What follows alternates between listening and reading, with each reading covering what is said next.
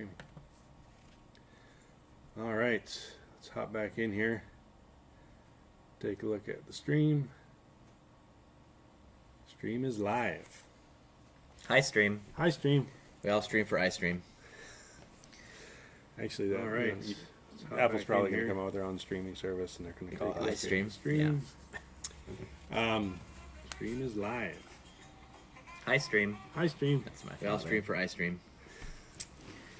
Actually, that, all right. We are back. We are live. iStream. For those of you that have been joining us previously, this is our fourth attempt. iStream. This. iStream. Fourth. We all stream for iStream. Yeah. So first, YouTube was telling us. All right. We are back. We are live. iStream. For those of you that have been joining us previously, and then fourth attempt. iStream. There's several things that we're running into issues with. So it looks like YouTube was telling us we're not choppy, or back, at least on OBS. For those of you guys tell us previously, and then you're looking at there's several things that we're running into issues with. Stream health looks good. Looks like Stream health, you are live, not choppy, at least on of course, right now we don't have any viewers. For those of you guys tell us. So tell us, ghost viewers. One. We got one viewer. Yay! Hello. Stream health looks good. Stream health. France. Of course, right now we don't have any viewers. How's the stream? So yeah, tell us how the stream is. Choppy. One. We got one viewer. Yay! Let us know if we're choppy or and then if this is working correctly, we'll tell you what we did to make it work correctly. How's the stream? Very simple. Yeah, tell us how the stream is. Choppy. So, let us know for Facebook, or live streaming. For the, we're on obviously on YouTube. You watch it working correctly. We'll tell you what we did. And there's Facebook Live and YouTube Live that seem to be the prominent ones right now. We used to use Ustream back in the day. We're on obviously on YouTube. You watch it working correctly. 5 years ago, maybe. And 4 years. 4 or 5 years ago. There's Facebook Live and YouTube Live that seem to be the prominent. Right. I mean, just the last time that we did a NextWaveDV live was that long ago. So. And then since YouTube was starting to come out with live stuff, and then Facebook obviously became bad video settings. So you just said the last time that we did a NextWaveDV live, 4 seconds all right, I'm gonna hop into OBS. It was starting to come out with live stuff, and then Facebook obviously bad video settings. So you just said the last time that we did a NextWaveDV live, 4 seconds Alright, I'm gonna hop into OBS. It was starting to come out with live stuff, and then Facebook bad video settings. So you just said the last time that we did If we're having bad streaming, then isn't it going to pay for me to talk? They might still hear you. They might still hear me. You can't stop talking no matter what. Yeah. Video settings. Well, we're currently working on if we're having bad streaming, then isn't it going to pay for me to talk? That is Fix applied. it. They might still hear me. Let's see if we have any luck here. Stop talking no matter what. Background audio. Video settings. Well, we're currently working on if we're having bad streaming, then isn't it going to pay for me to talk? That is applied. I'm better off not trying to pronounce Let's see if we have any luck here. background audio. Oh, yeah. Nobody can pronounce my last name. Well, with the amount of viewers we have, I think Jason did just fine. So Jason says background audio. Let us know what that is referencing. I'm hearing a lot of background audio. Back there. With the amount of viewers we have, I think Jason did just fine. I mean, you hear a real noise from Close us. to the other links. Background close the other links. I have a lot of background audio. Yeah, I went into our router and checked traffic too. there, Everything's and the pretty TV. much dead except for that. No, that's actually local. You're talking about that. That is no longer online right now. We just have that looping as a background pretty thing. Yeah. Yep. That's cached. So it's still saying bad video settings. So well, I'll tell you guys what we tried. Just a reminder doing. that we're expert video guys. Well, background audio. Maybe that's what I was saying. That's why the video feed wasn't showing up. Oh, maybe that's why. Yeah. I did what everything. That's good. Perfect. Wow, we did something. Of course, it probably cut out now. It's good. All right, sweet. Lucky Luke on YouTube. All right. All right, well, YouTube It's isn't telling us it- that. Still saying it's bad settings. YouTube is saying bad to us yet. Mm. So, all right. No problem. We trust you guys more than All YouTube. right. Jason says it's good. All right. So the first 3 attempts we were using a different computer, and that was a slightly older computer, one that's Well, sufficient for most. It's like a glorified tablet, pretty much. That's how I view the power on that thing. Well, yeah. Glorified tablet. But it views video fine, but we were using OBS. So when I've used Facebook Live, like you can just go right across the app, but YouTube requires you to have a downloaded video encoder. So we're using OBS because it's free, but it's a software encoder. So there's no hardware benefit. So if you're using an older computer, like this, is this an i5? Remember? I'm not sure what his computer is. This I is doubt Jimmy's, it. Jimmy's laptop. Mine's the i5. If either one of us would have brought our laptops in, we would have had a problem. Yeah. So we'll try with my laptop working next all right. time. I've got an i7. You got i7, right? Yeah. So we'll try those two and see if there's any difference. But it's still saying bad settings on YouTube, but you guys in the chat are saying it looks good, so we're gonna trust you, of course. So yeah, we're trying this for the very first time on YouTube Live, and I really am curious to see what the viewership difference is like. Obviously, Facebook has its advantages, and YouTube has its advantages. We have close to 76,000 subscribers on YouTube, so thank you guys for who everybody's a subscriber. But we only have around 5,000 likes on Facebook. But Facebook is also a bit more real time. People tend to go on there more often. Yeah, I'd say Then, our time of day and everything right now isn't really ideal for having live watchers. I guess it all depends. Yeah, it depends on where Got a you guy in are. And, France. yes, well, exactly.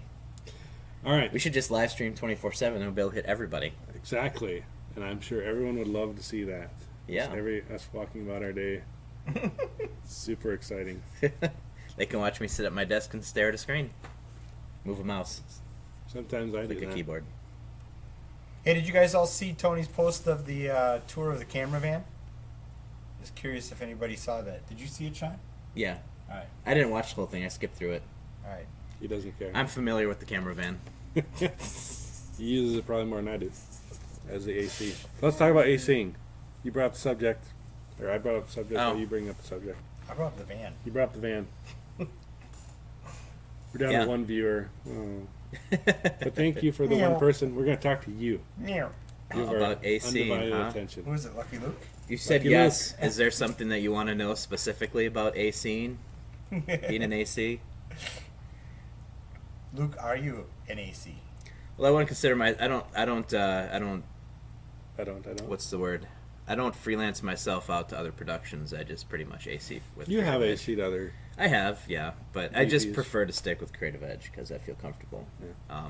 I mean, I know I'm capable of doing other stuff. It's just my main job here is post, so I like to be on set, and AC gives me something to do, and I'm good at it. Tony's been AC. He turned from a gaffer to an AC a couple weeks That's ago. true. To do all sorts of weird stuff. Oh yeah, we pretty much just fill whatever hole needs to be filled around here. That's right. In a strictly legal sense. And if we were, yes, and if we were, never mind. I'll stop there. All right, thank you. All right, still saying bad video settings. How's it look for you guys? Look good? How does it look for both of you? Yeah, for all two of you. All right, so ACing. What's the importance of an AC, Sean?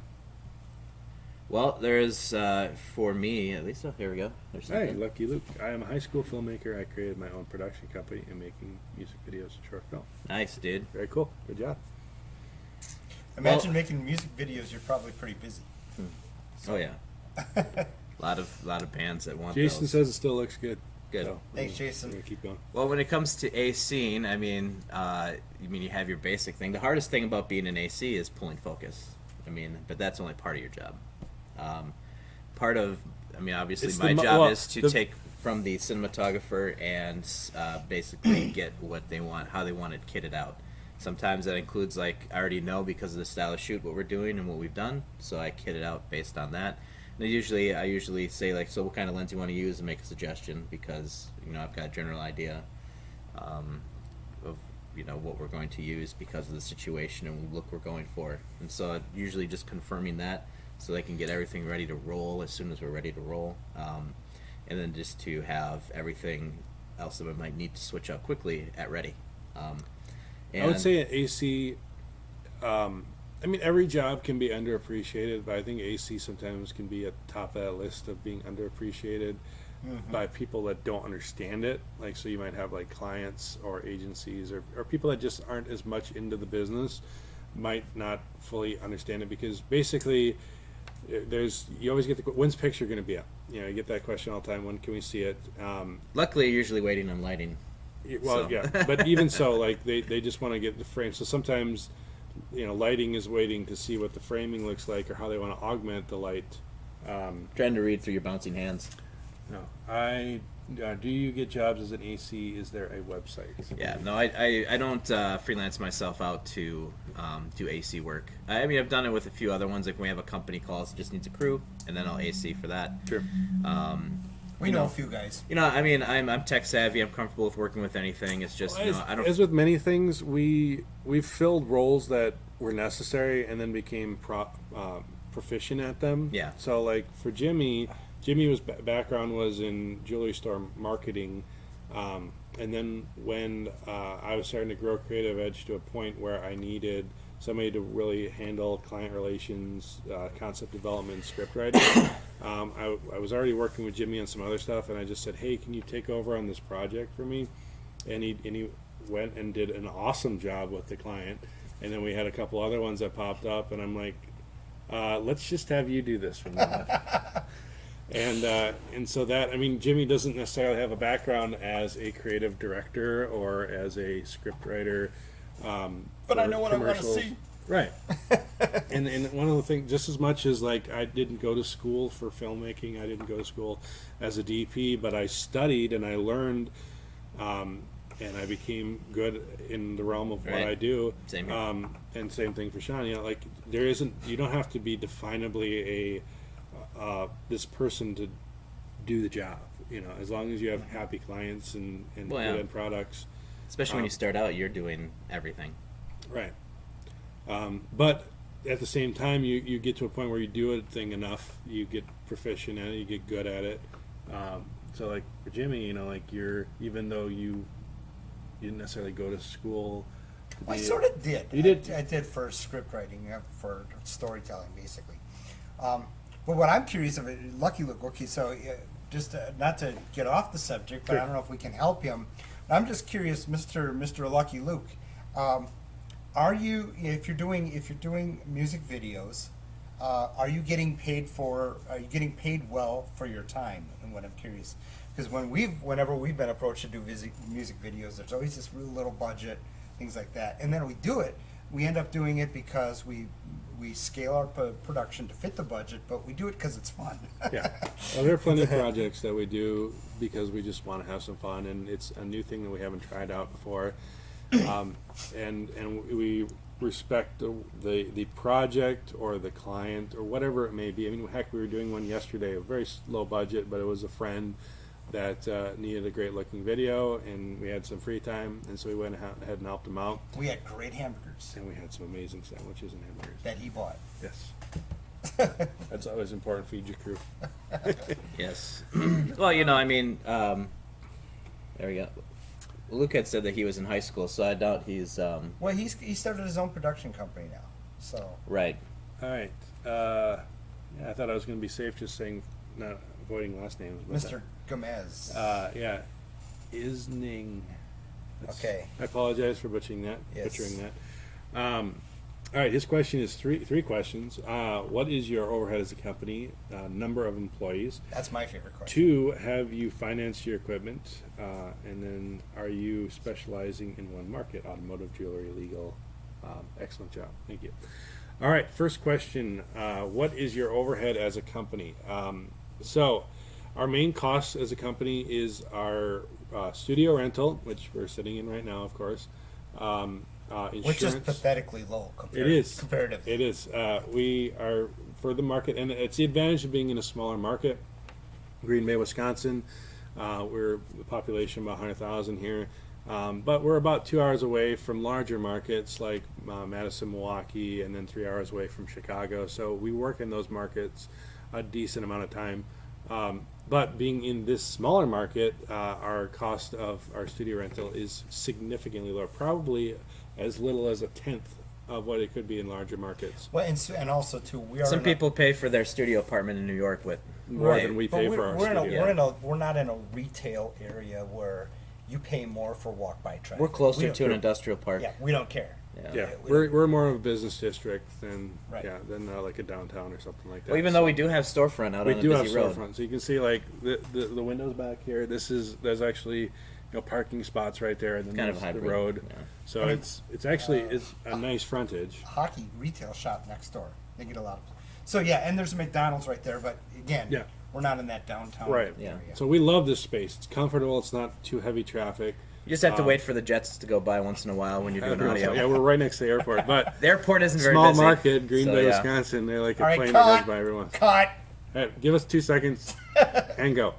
All right, Employees. that's overhead. Yes, Employees. employees. Show them how many employees we have. Ready? This many.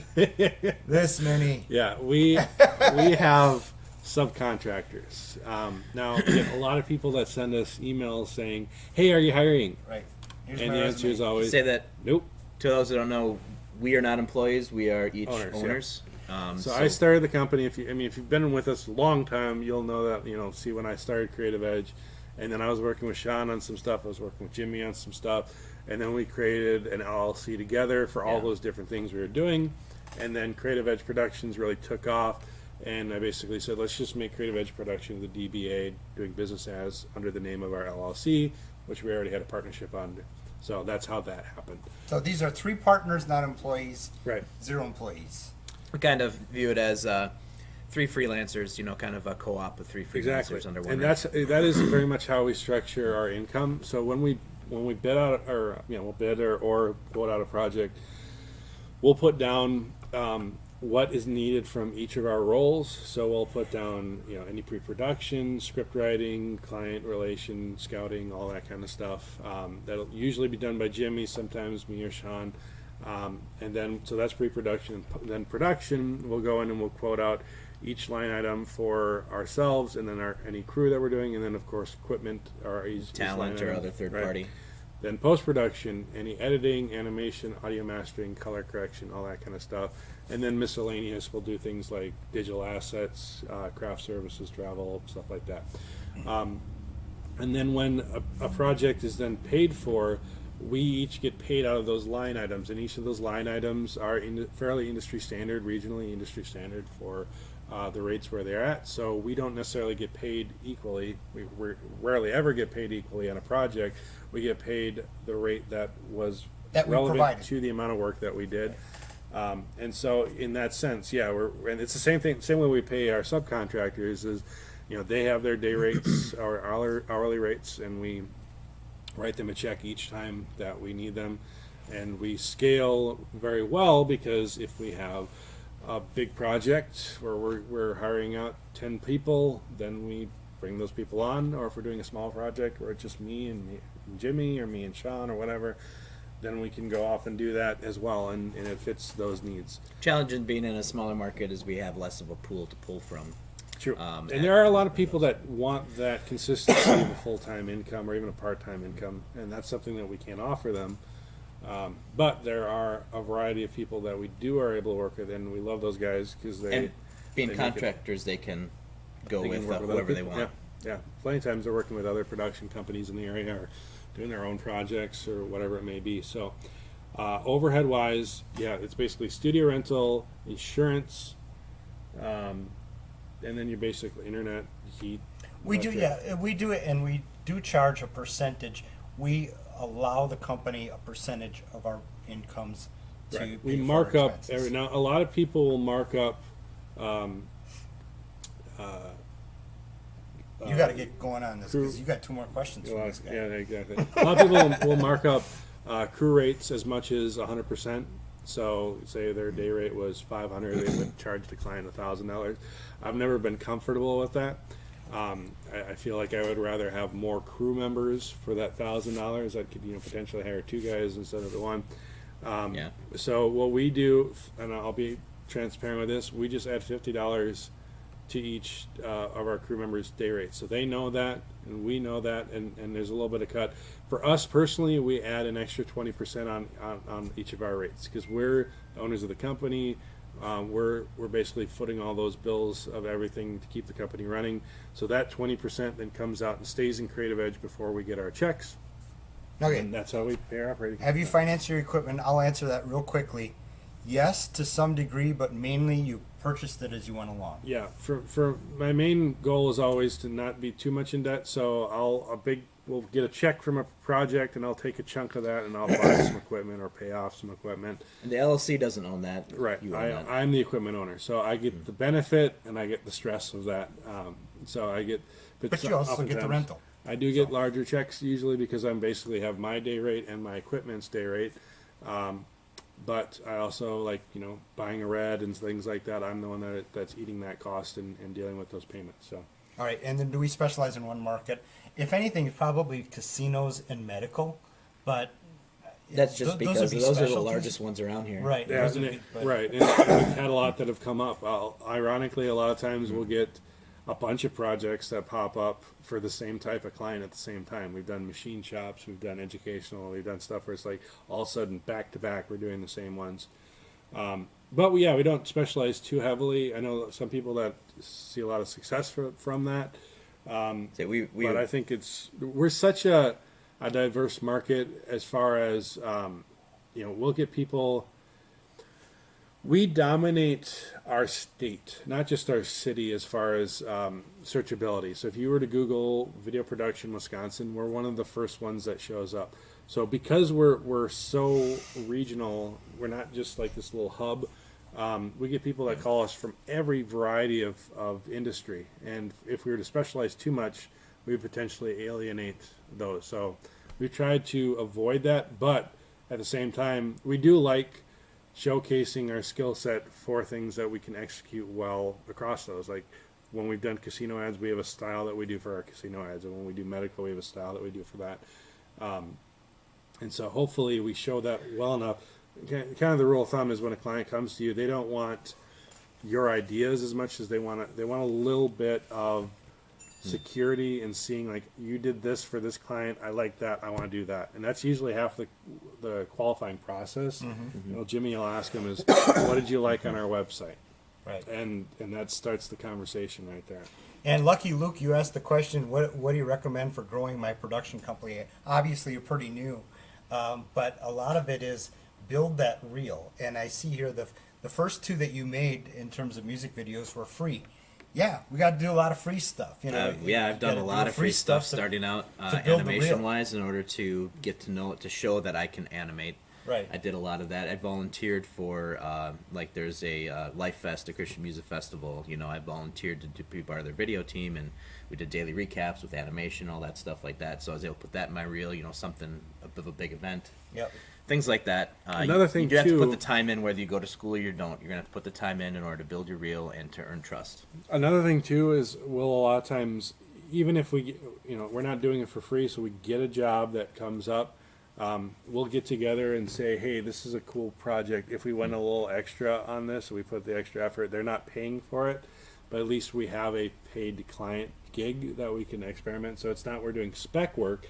It is a client job that it was a legitimate check on, but we might go above and beyond and give them a better looking product. Yeah, I've done that before, yeah. Right. We do that a decent amount just so that we can say, hey, they can only afford this amount, but we'd rather see the project look like this. And we do it like that, now it's in our reel. As opposed to if it wasn't something that we put that extra effort in, we might not have put it in our reel because it wouldn't have been something We that... do a lot of jobs that never make it into our reel. Yeah. It's just as long as the check clears, we're good. That is literally... We're not proud of it, but You just get to the point where you realize that, obviously they have, you're never going to be able to have a relationship with some clients where it's going to be, where they trust your artistic, vision, and that they trust your marketing expertise. They just have what they want. They have a budget, and they just want what they want. Yep. And if you just Well, we settle have with a that, little internal phrase like sometimes clients want you just there to push the red button on the camera, and Yep. and they don't care as much. They just say, this is what I Yeah. want. Get it, capture it, Yep. show up, and hand it to me. And So, that's fine. Eric, you got a great question here. Do clients come to you directly, or do you use marketing agencies? Surprisingly enough, in our marketing agencies aren't as well versed at video, right? because they come from a background of print and a lot Radio. of them digital radio and things like that. And so it's interesting. The marketing agencies that we have worked with, we've had to kind of bring them through the process a little bit. A lot of education. Pan over to this or pan up to that, and so we have a lot of jokes. You make the about that. background fuzzy. He makes the background fuzzy. It's but so interestingly enough, is we'd love to do more agency work because it's more, it tends to be more creative. Yeah. It has a good solid vision. Usually But- the client's kind of prepared mentally for what video is going to Yeah. look like and how it's going to be. Right. So we And like working with agencies. We can usually expand their vision too with Yeah. techniques that we've learned and the tools that we have, Yep. which is great. But then we do have a larger amount of clients that call us directly, and I think a lot of it is because of that web presence. Yeah. The every person, if you talk to a variety of successful production companies, you will hear everybody say a different reason or different way that they get clients. Some will be word of mouth. Some will be existing long-term relationships that they had. So like with marketing agencies or a big client that they came away from another project from and they managed to get that. Some will be direct reaching out, pitching and reaching out to specific clients. For us, it is web presence and Google searches. Like I said earlier, if you do a Google search for Wisconsin video production, we're one of the first ones that pops up. So we're able to be through very little cost. We do it fairly organically. Right. So that answers the question from Safe House: is do we do our own SEO? So Yeah, Yeah. I'm not an expert per se, but I've gotten pretty. We've been able to good build at a it. great organic network through NextWaveDV. It's helped Right, a little and bit yeah, a lot. NextWaveDV. So having the presence and pushing it back to Creative Edge, for us has been like, in as much as we give away free content to you guys, just you going and visiting our website does help us with our traffic. It helps us with our Google ranking. So continuing to push traffic to Creative Edge has been beneficial for our search ranking. So that's how it works for us. That isn't something you can necessarily duplicate across the board. That's why it's important to, even for us right now, like 2017 has been a bit slower of a year than typical. So we're starting to work with hiring a sales rep to help us reach out for, Jimmy and I and Sean, we've all worked in sales and we can all do do it to it. an extent, yeah. But we want to focus our energy on what we're good at and not get burnt out on doing sales. So at this point, we're at a place where we're going All right. to start contracting. this one's for Tony. This is a good one. Okay, this fall would be my senior year. Lucky Luke, when I go to college, should I go to a film school or a big one like USC, NYU, or UCLA? All right, I'm going to do the one prior to that. This is, do you ever work NDA? NDA? Yes, we have. Oh yeah. We don't do it a ton, but we have done Oh it. yeah. Kind of it all depends on the client and if they demand it or they require it. Usually never a problem. It's not scary. All right, So so everything. It's all good. Lucky Luke's question: should you go to film school? And I did a video about that a couple years ago. You're welcome to watch that. But basically, what I said is, film school is great for people that need to be kind of fed a structured system of this is what filmmaking is. Depends on your learning style. Exactly. I have a friend that I was working with as I was learning video, and I was on forums and on YouTube every evening just poring over stuff and Like learning this it. one, for example. Like this one. And it was back when, there weren't a lot to begin with. Now there's a ton of great content online. yeah. So this is a great place to start as a filmmaker today. But so I was doing all that, and I was like sharing stuff with him, and I'm like, hey, you should check this out. And he decided to go to Full Sail and become and learn from that. Now he went and spent a lot of money in that, and I spent that money on equipment. And so when he graduated, Creative Edge had already had a little bit of momentum. So I was ahead of the game as far as having a production company that was getting business and stuff like that. And he was still at a place where he was starting his production company from scratch. So now I'm not saying that he did the wrong choice, but that he needed that structured education versus me. I was more comfortable just getting bits and pieces and using that together. Sean would probably say the very similar thing. Yep. So for us, we're all self-educated. Jimmy probably would be almost the closest to an education, but even what you went to wasn't a formal education. I went to college for marketing. But then I went to a school down in Austin, Texas, for mainly for marketing. I want to say marketing, and so that would be the closest to a formal education. It seems like, to me at least, with school and college, it creates a good base for you to continue to learn and have those skills. And it's great for making connections. Right. For sure. That's definitely one of the main benefits of school, is making connections with people who are going in the same field and have varying degrees of success, and then if those relationships. You'll hear a lot of stories of filmmakers that'll say, like, I work with this person that I met in film school or right after film school or something like that. Yeah, and we get jobs and stuff from relationships we've made at NAB and other stuff. Relationships are important. Yes, so that should never be downplayed. Now, whether that's worth the cost and the time commitment, that's really up to you. I would say at this point, I would never go back and change the way that I did it, even though at the time I was considering possibly going to film school. Same here. Here is my advice. Let's take Lizzie, for example. She is fantastic. She's our intern. And she's going to a film school, and they were referred to us, and that's wonderful. An online film school. Exactly. And here's the key about Lizzie. Number one, she has a fantastic work ethic. Number two, she has a full-time job outside of here. So she's pursuing this as a passion, like you did.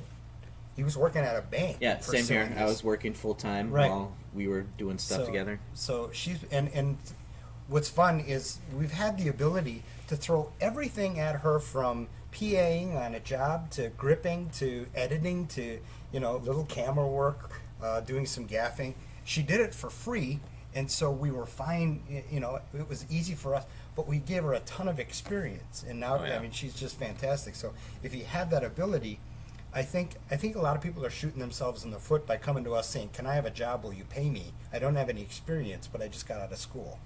I mean, that's another option, like what Lizzie did. We've worked with some other people prior that gone through that program. Right. What's the name of the program? Do you remember the name of the school online? Yes. Not that we necessarily plug them, but that's like a considerable option. I will think of it. Yeah, he'll think about Film it. Connection. Film Connection. Film Connection. It's an online school, so if you do get the guide, but they also work with local production companies to help mentor you through the process, which is what we've done with a few people. Mm-hmm. And so that might be another low cost option if you maybe want a mix of both. All right, Eric says, is client work your only revenue source? Do you have any other sources of income, stock videos, sales, training, licensing, etc.? All right, let's just go down the list. For Sean, remember, we're basically 3 independent contractors working as a partnership, so this is how this is going down. So Sean had basically lived in a 2-income household, so you had your income and then your spouse's income. For me, which I don't have anymore. Wonderfully. That's a whole other video. All right, I was just gonna dance across that. Yeah, that's all right. I'm an open book. Past tense. Let's have a relationship AMA. About marriage and divorce. My wife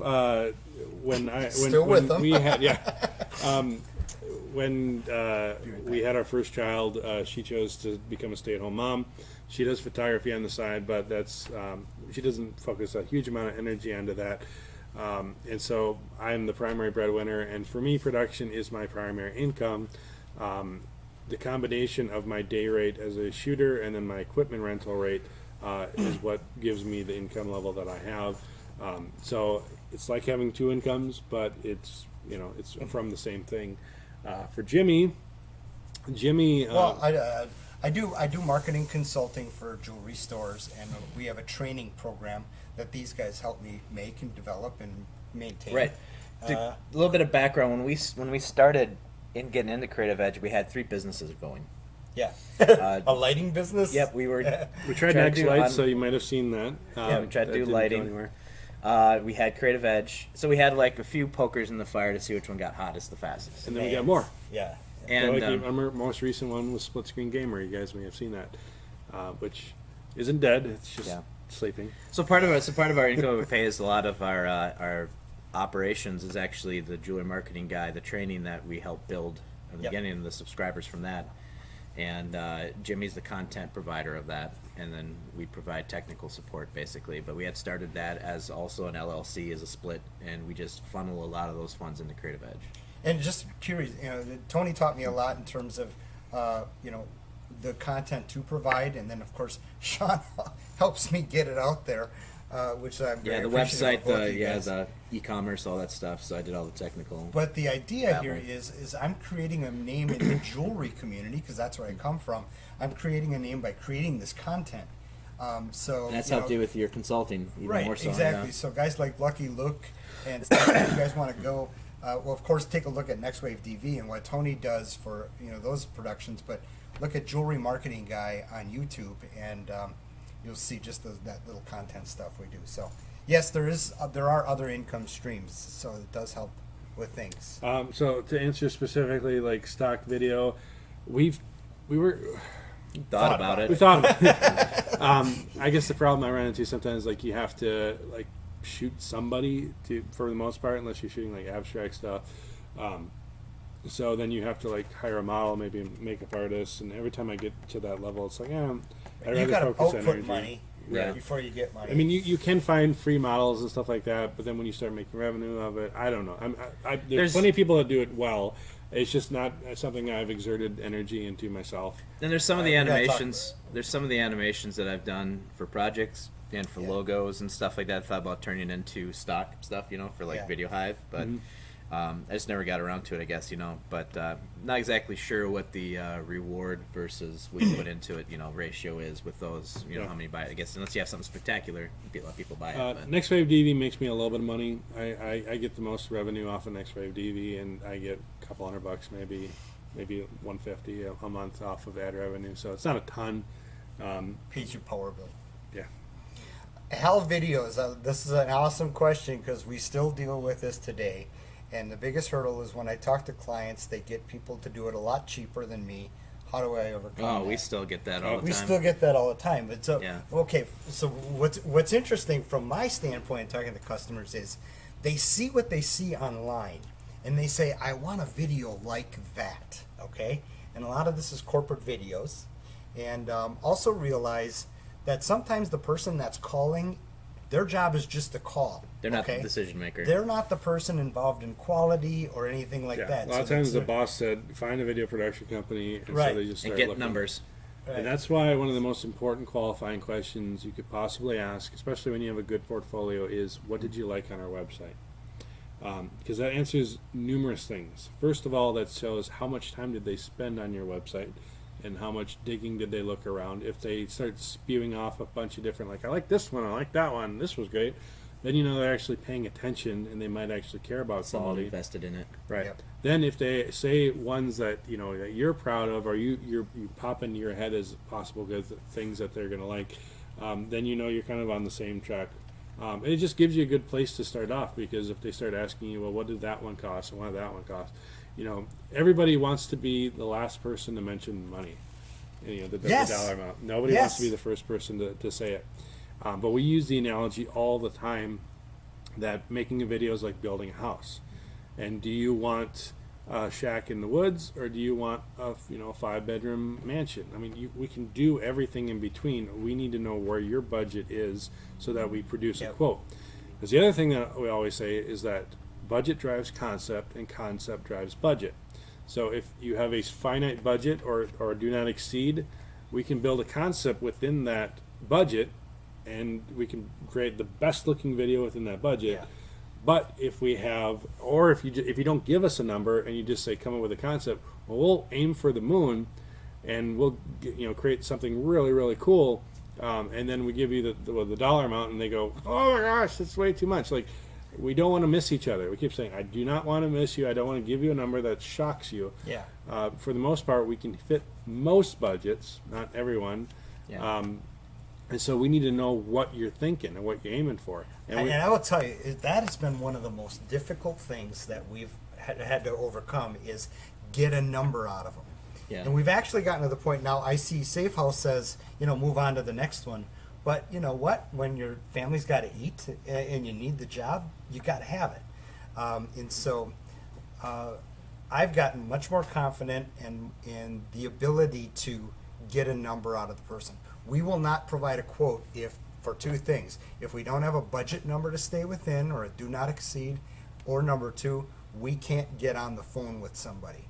Meaning, I will not hit send on that email with the quote until You talk to them. Lisa's on the phone, and then I'll do it, because qualifying them. otherwise they're just searching for a number, right? And it doesn't work that way. And it They're just looking does for not the work that way. which is no problem with that, but they're looking for the one-man band guy, which is going to just be a different market. Well, you never know. Oh, yes, it's In true. the You never same know. day, we had two call. One was from a marketing agency out of state that wanted to do a shoot a couple hours north of us, and they were speaking all the right lingo. They were saying all the right stuff, and we finally got around a dollar amount and say, what's the budget need to stay within? And she said, well, I don't know. We haven't done something like this. And we kept pushing and pushing, and like, well, what would be like the crazy number? And she said, well, I can't go over $500. And then she kept going. I'm like, what? I'm charging you $500 for this phone call. Yeah, exactly. But one way I've learned to do it is to say, now, if I shot you a number that was $10,000, would that make you fall on the ground? Well, no. Or yes, absolutely. Well, now we got a number. Yeah, okay? we got a general idea. Yeah, and We're not going that is a into great this. way to just get them out of there. Like, and we'll say it, like, we've done projects for over 100,000 and we've done projects for under 2,000, and they were dramatically different. So we need to know what 'cause Qualifying questions. well, And then after you talk to them, you got a general idea. It's like, yeah, this is probably going to be around $10,000 project, so you throw that out there, and they're like, oh, that's not bad. Right. And you're like, well, we can... Yeah. Yeah. Like a great example too is that we did to finish that previous story, the same day we had a call from a school district, and they were using terms like videographer and hourly rates and stuff like that. Nice. And we're like, this sounds like a person that just wants a one-man band. So we got them on the phone and we're talking, and like, again, it was like, what's the you absolutely cannot exceed number? And they're like, well, it definitely couldn't go over 50. And there's a pause, and you're like so 50,000. Yeah, because we just had a conversation where somebody said $500. Yeah, that's Right, right, 50 exactly. bucks. Yeah, you never Same know. day. Yeah. So, and yes, they were like $50,000. So I'm like, okay, great, we're on the same page, and so we produced the quote for that. So again, the terminology that they use doesn't necessarily mean that True. they are going to be. They value the quality of the Right, service. right. I would say, and to summarize it all up, if you're spitting out quotes and not getting a budget number, they're just hunting for a number, and they're going to move on to the next cheapest guy. Yeah. You know. Right, they're just looking. Yeah, there's you of course you have your clients that no video value it, and then you have ones that Yeah. that's Well, just and their you got to job. know They where see you that or are in the something. market. Right. Are Yeah. you the cheapest one? Are you the best one? Are you the middle of the ground? We're the middle of the ground, which sucks sometimes because we can deliver amazing quality at just several notches below major crazy high-end studios in the bigger markets, and so that's why sometimes we'll get these big jobs we'll compete against a market where there's a studio that's 20 times our size, and yet we'll get the job because we're creating the same quality of work, but we're able to do more with the same budget. Right. Yeah, Because we don't We're have not a directly we don't have a undercutting. payroll. we don't have a giant overhead. Right. Yeah. So that's great, but then when we come to our more of our local market and we're in that middle level, if they're looking at the cheapest, we'll rarely get the job. Right. But if they're there's sometimes where people feel like if they spend the absolute most money, like then they're getting the best bang. They're getting the best thing, so they want to spend that little bit extra. So sometimes the middle isn't the best way to go. So that means you have to have a polished and really confident sales presentation, which we keep working on refining. We have a pretty good one right now, but that's important. Like Right. We have the some, whole thing. just real quick, we have some clients that we have existing relationships with that love us, but because of the company policy, they have to choose the lowest price. Yeah. And then we're trying to work around that, hopefully change their policy, but that But we're happens too. scalable. I mean, Yeah. you know, we can still can make it we work can send usually. a guy out for $500 and go capture some footage and get some audio. You know. Yeah, so we've been trying to cater to those. All right, you gonna answer, Cameron? What camera system do you prefer? All right, I depends. have an A7S, an FS5, an FS700, an Ursa, Blackmagic, and a Don't Red forget Epic, your The Android. Ursa. and a phone. Yeah. This is I the one have prefer. a lot of cameras, and the reason I have a lot of those cameras isn't is because It's kind of worked in your just way a up. matter. It's not, Yeah, well, I didn't just dump all the money into it. Like, the FS700 was a great camera at the time, flexible. We got a had lot of use out of that. and I still use a it. I lot of great shot on use, it so yesterday. Yeah. Love He that never camera. wants to use my 100. I sold that to Jimmy. We just shoot streaming video on it. FS5, we went to Africa. That was the perfect little tiny everything I need in one camera with great quality. FS700 with the Odyssey 7Q is an epic looking package. I love the quality of that. I do love my Red. The quality and being able to shoot RAW is amazing. But again, we're working, as I just said, we do projects from $2,000 to $150,000 and everywhere in between. Each one of those are going to need something different. So I personally like having a variety of cameras. If I had to pick one right now, Sony is the way that I would stick, and I still have Sony's. My A7S is a great camera. The quality on that camera is amazing, and it intercuts beautifully with my FS700 and my FS5. So if you just wanted a camera and you wanted to go cheap, grab that. If you're looking, like right now, you can get some amazing FS5 deals. They're on sale and you can get some amazing stuff. That is like the perfect little camera with the variable ND and built-in 10-bit. Scroll on gimbal, yeah. Oh, it's such a cool camera. I love that. It's like the lightest thing in your hand for doing handheld, and still having XLR inputs and interchangeable lenses and all that kind of stuff. When you're going on airplanes, that's the package. Yeah.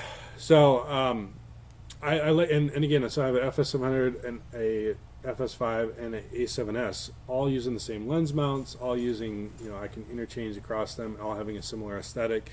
I like that about Sony. Now Canon's come out with some really cool stuff lately. And the C200 looks pretty good. What about Panasonic. JVC? Yeah. Don't forget If you JVC. guys have followed the channel Or long the enough, Sony you'll- High Digital 8. Yeah, this was my first camera that I got. I spent $27 on this thing, and I got it on eBay. It has a broken LCD screen. You can see that right He there. still has the battery connected. Yeah, and So that'll start on fire soon. I could only use the. If you see there's a little tape residue on here, I actually use this as a kind of a GoPro before there were GoPros, and I took a plastic bag and cut out the front of it, and then I thought you were duct going taped for a it, yeah. vignette. I duct taped that on there, and then we went down this slippery rock up at a campground. Yeah, I've done that with Yeah. my Sony Digital 8. So I keep So- that as a. Don't forget Reminder. Consider that. Does JVC even exist Oh yeah, anymore? they Oh, yeah. they have They- some. yeah, they do some love okay broadcasts. cameras. Yeah. All right. Okay. Any tips for one-man band productions? Just moved to a new area, been producing 30-second spots for Fox affiliate. Very little money, but wanting to get bigger into longer form. Get more. Let's talk about the advantage and disadvantage of one-man band. So one-man band, you can be very cost-effective. I mean, you're basically making all the money. I was laughing at the next question. but Okay. Keep going. But I And digress. There, like for example, there's a guy that is somewhat local to us, and he's a fan of our work, and he would love to grow to the level that we are, but he knows he would cannibalize all of his clients to get there. So there is a level of like, okay, you can do, 20 projects a month for $300 to $500, or you can do 5 projects a month for $10,000, $20,000. So one man band does have that advantage. I would say stay lean, get cost-effective equipment, and then learn how to use that well. So cameras like the A7S, the FS5, are great for that. You know, you want to, if you're doing low budget stuff, you want to be in and out of there as quickly as possible. Learn some, yeah. I'm just showing you. Little LED, cheap LED light. LED lights are so inexpensive nowadays. You can get some great bicolor ones that like that diffuse softbox where you can pop it up. You gotta aim it towards you. Is that what you do with light? Yeah. But the funny thing, the reason I'm showing you this is because there's production companies that don't even own an LED light. Oh yeah.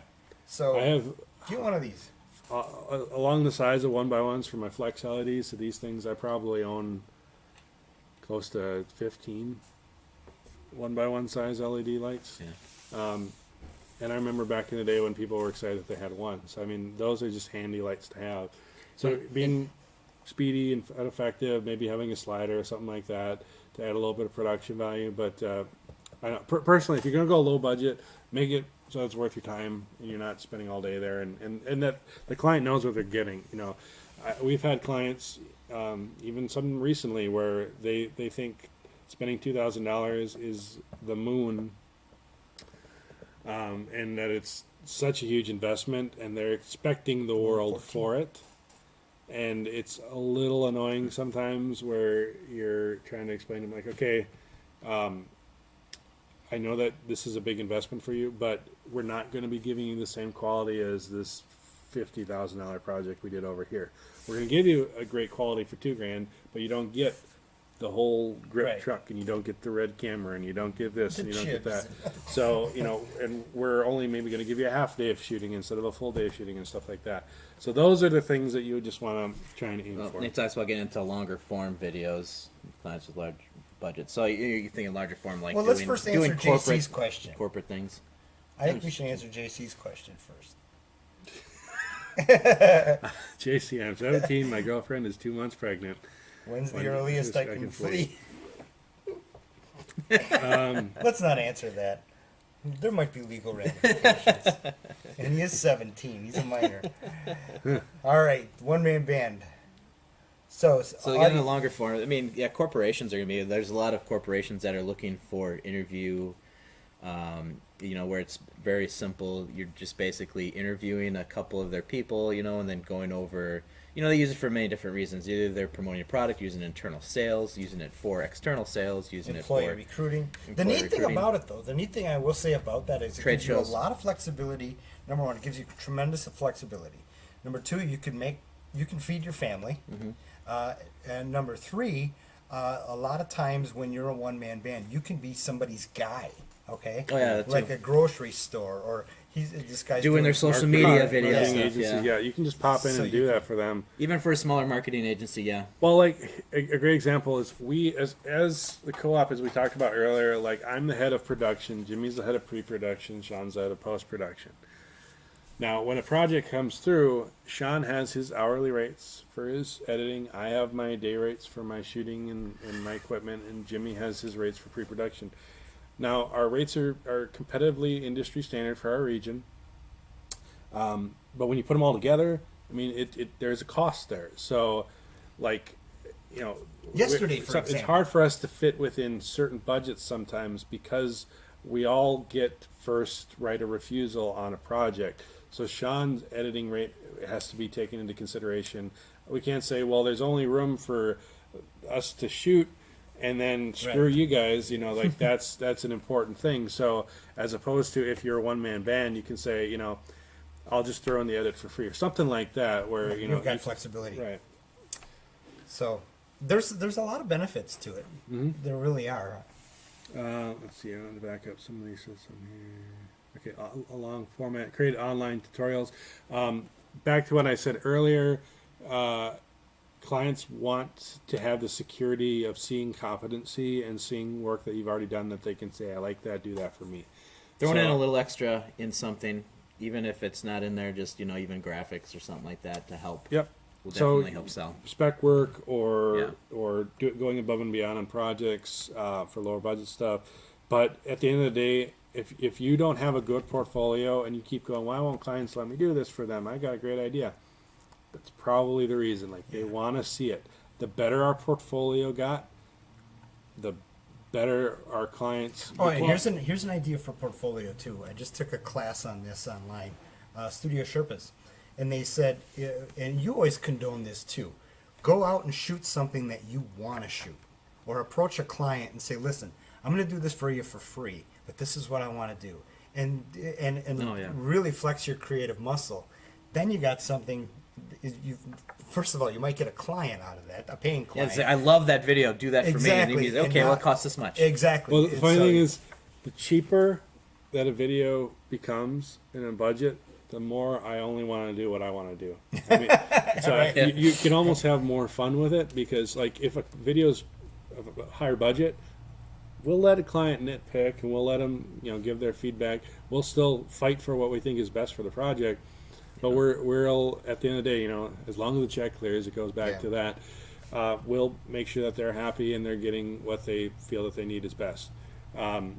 So we'll do that. But then when budgets start going down, I'll look over at Jimmy and like, all right, fine, well, I'll do it for this, but I only want to do this, or I want we did a video yesterday where I just showed up with a couple lights, and it was for a performing musician who does like one-man shows, pianist and stuff like that, and we just set up a couple lights and had a fog machine going, and it was the simplest setup in the world, but it looked super cool. Oh yeah, it did. And it was a lot of fun, and I didn't mind doing it on the low budget just because we were able to accomplish a fun look that wasn't that. I wasn't running around a warehouse for 7 hours straight, getting 50 billion shots of everything because the client said, we got to get this, we got to get that. Mm-hmm. It was just a real simple setup, and I was fine. So I guess, I don't know, if you're doing low budget stuff, try and be creative with it and try and make it so that you're not hating the job in the process. Can I talk to Sonic Orb a second? Yep. They say, any advice for someone who's been out of video production for 4 years but wants to get back in the game? First of all, Sonic Orb. Sonic You've Orb. been out of the business for 4 years. I remember you commenting on my stuff a long time Really? ago. But first of all, check that gear. Make sure you got Yeah, good He's current got a gear. continuation down below there too. The sad part is I moved locations. I lost all my local people. Well, then you got to do those passion projects again and approach those clients that you want to do work for. Yeah, make sure your reel is relevant. Make sure that your equipment is meeting whatever the current standards and needs are. You might start getting clients that start wanting 4K. I mean, you're not going to get a ton of them probably, but you might. I have the A7S will do 4K, FS5 will do 4K, 700 will do 4K, Ursa will do 4K, and Red will do up to 8K. So all 5 of my primary cameras that I use on a somewhat regular basis will do 4K as an option. And we've had clients that have asked for it. I want to say something too. A lot of it is how you show up.